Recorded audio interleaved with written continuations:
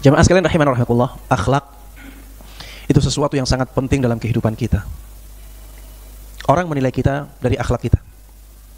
Kalau akhlak kita bagus, ya, maka orang akan menghormati kita, akan memuliakan kita, walaupun kita tidak banyak ilmu.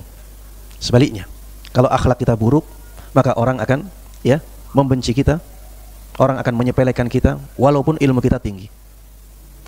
Banyak jamaah sekalian rahimana rahimakumullah, karena akhlak dakwah seseorang ditolak. Padahal dakwahnya adalah dakwah yang benar. Jadi kebenaran ditolak karena apa? Akhlak. Jangan sampai kita menjadi yang seperti ini. Jangan sampai dakwah kita ditolak karena akhlak kita. Kalau dakwah kita ditolak karena yang lain, ya mungkin tidak terlalu bermasalah. Tapi kalau dakwah kita ditolak karena orang-orang mengatakan akhlak kita tidak baik, ini PR besar, ya.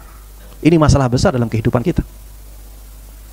Rasulullah SAW selama berdakwah tidak pernah ditolak gara-gara akhlaknya. Bahkan musuh-musuhnya mengakui akhlak beliau yang sangat luar biasa. Bagaimana tidak luar biasa jemaah? Anas ibn Malik. Subhanallah, Anas selalu takjub dengan hadis Anas ibn Malik ini.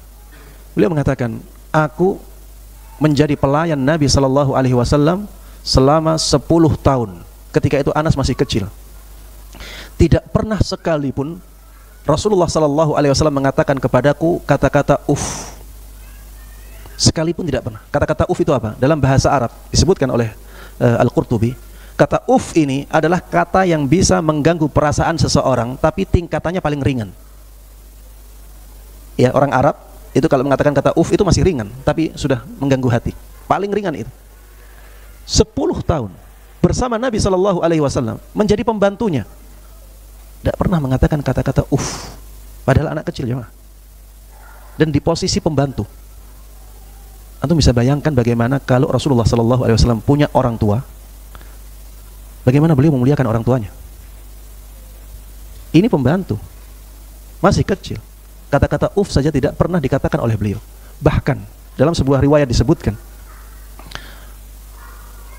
suatu ketika sahabat Anas ibn Malik melakukan kesalahan, dimarahi oleh salah satu keluarga Rasulullah SAW. Rasulullah membela sahabat Anas. Utrukuhu, biarkan dia. Kalau memang takdirnya seperti itu yang terjadi. Kata Rasulullah SAW. Jangan dimarahi. Subhanallah. Bahkan sahabat Anas pernah mengatakan, tidak pernah Rasulullah SAW mengatakan kepadaku, kenapa engkau tidak melakukan sesuatu ini terhadap perintah yang aku tidak lakukan. Jadi Rasulullah SAW memerintahkan kepada sahabat Anas yang masih kecil ini dengan suatu perintah, sahabat Anas tidak melakukannya, lupa mungkin atau yang lainnya. Tidak pernah Rasulullah SAW mengatakan, kenapa engkau tidak melakukannya. Kata-kata ini saja tidak pernah. Akhlak yang sangat luar biasa jemaah. Rasulullah SAW disebutkan dalam hadis, ya, beliau tidak pernah menolak orang yang minta kepada beliau dalam hidupnya. Dalam hidupnya tidak pernah beliau menolak seorang yang meminta kepada beliau. Kita, berapa kali kita menolak orang yang minta kepada kita setiap hari? Ada orang minta-minta banyak di jalan-jalan, tidak pernah kita kasih. Ya mungkin alasan kita masing-masing dan itu bukan dosa, ya. Tapi subhanallah, Rasulullah SAW tidak pernah menolak orang yang minta kepada beliau.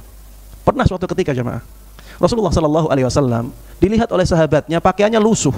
Kenapa pakaiannya lusuh? Karena tidak ada pakaian yang lain. Kesederhanaan Rasulullah yang sangat luar biasa ini dilihat oleh sebagian sahabatnya. Akhirnya sahabatnya datang dengan pakaian, dikasih. Rasulullah SAW ketika itu terlihat di wajahnya sangat senang, karena beliau sangat membutuhkan dan beliau nggak mau minta. Subhanallah, Rasulullah bawa ini pakaian ke dalam rumah. Kemudian Rasulullah datang lagi keluar dengan para sahabatnya. Ada sahabat yang minta pakaian itu. Wahai Rasulullah, aku butuh pakaian. Rasulullah datang ke dalam, dibawa pakaian itu, dikasih ke orang itu.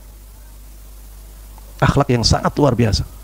Makanya ya, kalau dikatakan bahwa termasuk di antara mukjizat beliau adalah akhlak beliau, maka itu perkataan yang benar.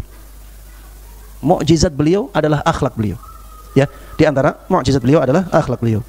Ya, intinya sebagai Ahlus Sunnah wal Jamaah, kita harus menjadikan akhlak kita sebagai sesuatu yang sangat penting dalam kehidupan kita, apalagi kita yang membawa kebenaran, ya, agar kebenaran ini mudah untuk diterima di masyarakat kita yang sangat membutuhkannya.